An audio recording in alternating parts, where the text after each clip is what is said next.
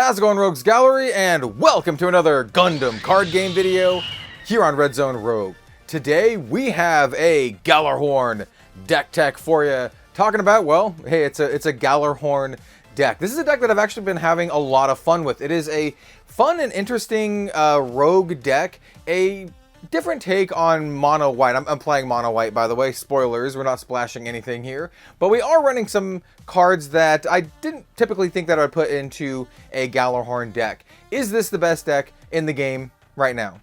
No. Is it fun? Yeah, this is fun. Especially if you like a more mid-rangey controlling blocker style deck, but without running all of the typical blockers. We're not running Rick Diaz or Zaward or Lifrith.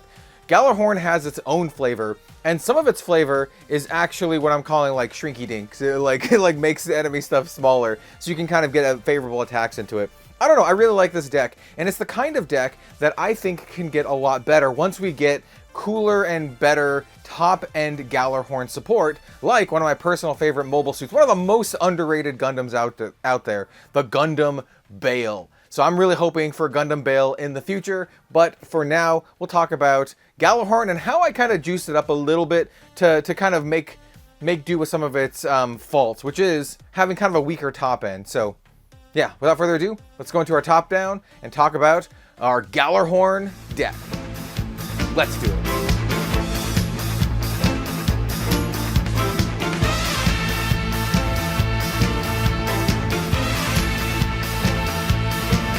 And as always, before we get started, I want to mention a couple sponsors. That is Dragon Shield. We are using Dragon Shield sleeves. I use Dragon Shield sleeves for all of my decks. We have a promo code ROGUE5. You can type that out at dragonshield.com. You get 5% off your order. It's great. We're also using our custom sleeves. You can find the Red Zone Rogue custom Dragon Shield sleeves on redzonerogue.com alongside our playmats. We're going to have a big update for all that stuff very, very shortly. But without further ado, let's start talking about Gjallarhorn, the heroes of iron-blooded orphans taking down the demons of Tekkadan. They're mono white. Of course they're good guys, right? Right? Anyway, you know what, you know, if you know, you know. All right, so we have our nice little EX base, and I am using the Relina EX resource. This EX base is one of the ones that you can get from redzonerogue.com, one of our custom ones. And then for our resources, I just have some foil resources. They're all different mobile suits. So, yeah. Yep. All right, let's talk about the deck. So, as I mentioned, this deck is more of a mid-range controlling style deck. Maybe focus a little bit more onto the mid-range because we have a surprising amount of blockers in the deck. Not that Gundam Kamara's here, but just a lot of Gjallarhorn stuff ends up being blockers just in general. Like most of our Gundam videos, we're going to talk about the pilots, and then we're going to talk about the units. We're running a lot of pilots in this deck. In fact, the only non-unit cards, non-pilots that we're not running is Overflowing Affection and the Sleipnir. So I guess we'll talk about these when the time comes, but yeah, just keep that in mind. And yes, I am running Japanese Overflowing Affections. These are from my Japanese beta kits. You're not allowed to play these in official English tournaments. I just have a lot of decks. I currently have 10 Gundam decks, and I use this card a lot, and I don't have enough for all the decks. So I just busted out the Japanese ones for this. If I were to play this in an event, obviously I'd have to swap these out for English versions. Anyway, let's talk about the pilots. So we are running, as you can see here, 12 pilots. 12 total, 4 different pilots. And they're all quite good, and it's funny because they kind of mimic other pilots, maybe less strong versions than other pilots, but I still think they're decent, and I think they have a lot of potential. So the first one we have is McGillis. He's a level 4, 1 cost, 2/1 pilot that has burst add to hand, and then when you pair him with anything, if you have 2 or more other Gjallarhorn or Tekkadan units in play, spoilers, all of our units are Gjallarhorn with one exception. Choose an enemy unit with 3 or less HP and rest it. So he's kind of like, Amuro at home, kind of. It's a little bit trickier to activate. We need 2 or more other Gjallarhorn units in play, so you need 3 total if you're linking this up or pairing this with a Gjallarhorn unit. And you choose an enemy unit with only 3 or less HP and rest it. But I still think it's pretty solid, and I can pull this off more often than you think. So McGillis does a pretty decent job at mimicking Amuro Ray, but it's not quite as good, but still pretty solid. And once again, we have more Gjallarhorn and more Iron-Blooded Orphan stuff coming in the future, and I got my fingers crossed that we do McGillis justice and we get an awesome Gundam Bale. I like McGillis. He's one of those characters that you kind of love to hate. I don't know. I like the villains in Gundam. What can I say? I like the bad guys in Gundam. We're also running Galio. I like Galio quite a bit, both as a card and as a character as well. Level 3 1 cost 1/1. Burst add to hand. When paired, if there are 4 or more Gjallarhorn cards in our trash, and this is just Gjallarhorn cards, not pilots or units, so this counts all of our pilots and units and our base, which is great. Choose an enemy unit and it gets -2 AP during the whole turn. Once again, pretty good. Kind of does a job mimicking Kira Yamato. Kind of, not really, but kind of. Has a similar effect, a little shrinky dink effect. So we have McGillis kind of acting like Amuro. We have Galio kind of acting like Kira. They're not quite, but they still do a good job of mimicking them. The effects are still quite solid. So running a full 4 of Galio. All of our pilots are super relevant because almost all of our units also link with the pilots, which is great.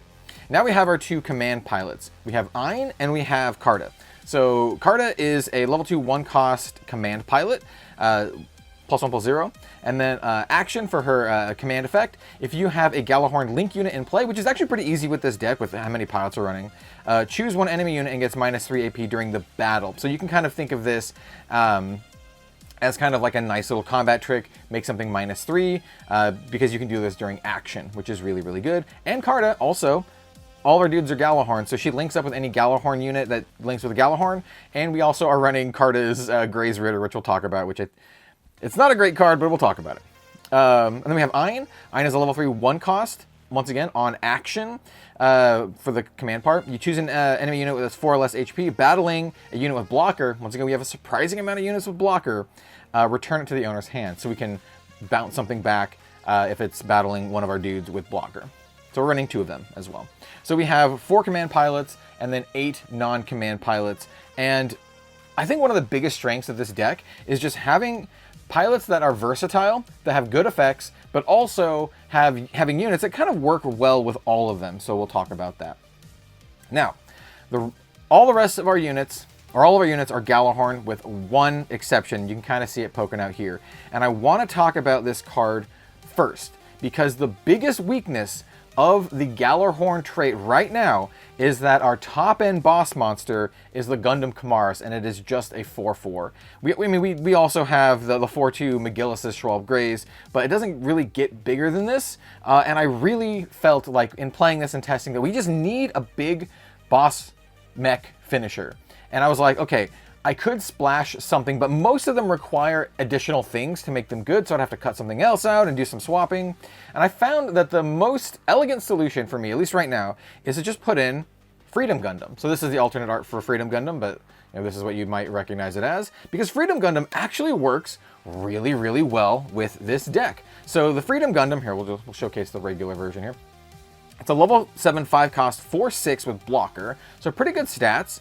And then during any pair, once per turn, when you pair a pilot with this unit or one of our white units, once again, mono white, everything's white, choose 1 enemy unit and it gets -2 AP during the turn. So this actually works really, really well. It synergizes with all of the pilots that we're running. It synergizes with the fact that we're running all white units, and it can do this just on any pair. And it's also just a 4/6 blocker, and it kind of like goes with our little shrinky dink strategy that, we'll see more of. We already saw some with some of our pilots here, but we'll see more with some of our units and some of the other effects. So yeah, this is actually surprisingly good in the deck. So this is the only non-Gjallarhorn unit that we're running until we can get something cooler, like hopefully cooler and better stuff, in the future.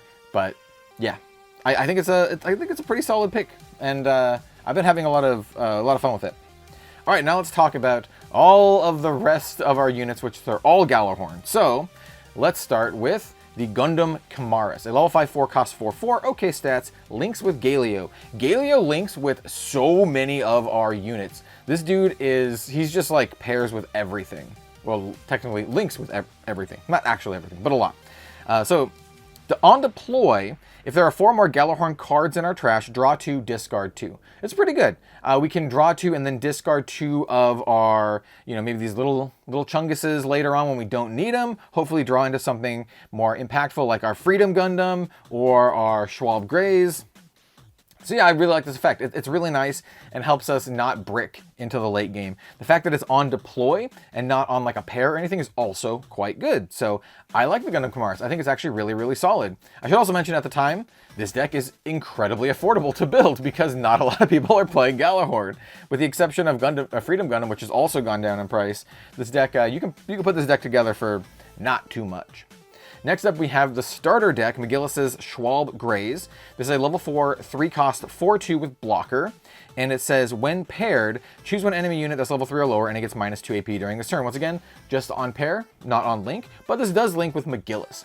Now, this card is way better than I thought it would be. I thought this was quite bad. I looked at this and I was like, 4/2, you have to wait, it's a level 4 card. But in practice, when pairing this up or linking this up with McGillis, you get a 6/3 that shrinks something. So you can get a nice attack in. You also have the 6/3 blocker that's really annoying to deal with. It'll usually kill whatever it's blocking. It'll probably trade as well, but in my experience, this is better than it looks. I thought it was really bad at first. It's better than that. I recommend trying it out. If you have qualms about this like I did, hey, just give it a shot, try it out. Turns out like a 6/3 is kind of scary. All right, next up we have, and it's not just a 6/3 by the way, it's a 6/3 that shrinks something for -2 as well. So it's like, I don't know, you can get some really efficient trades with the deck. Next up we have Iron's Schwalbe Greys. This is a nice card for the deck. Level 4, 2-cost, 4/3, and it just links with any Gjallarhorn trait. All 12 of our pilots. So yeah, this is just a nice one to help push in damage. The fact that it's a 4/3 is nice because any of our pilots give at least +1. So this can actually smash bases quite easily. So that's a nice one here. Next up, we have a card that I love to hate. Hate to love. This card's ridiculous. So this is the Carta's Gray's Ritter ground type. It's a level 4, 3-cost, 5/4, which is overstated. However, it has a significant drawback. It says, during our opponent's turn, the enemy unit battling this unit gets first strike. So the opposing thing gets first strike on the opponent's turn. That's pretty bad. That means this is going to die by like anything. The good things are, well, it pairs with, or links with Carta. So, hey, look, we got a Carta-specific link. But more importantly, it's a 5/4. So we play this, and then we can usually just kill something. My advice would be to smash into something and get a good trade. But, still, this is a card that can get some decent value. I'm only running 2 because I'm going to cut this card the moment I get something better. And the real thing is just we don't have a ton of Gjallarhorn cards, and hey, I want to play a lot of Gjallarhorn cards in the deck. Hey, speaking of which, this card's great. This is Galio's Schwalbe Greys. This is a level 3, 2-cost, 3/3, and if you have another Gjallarhorn unit in play, it gets blocker. So this is kind of like a Rick DS, and also links with Galio.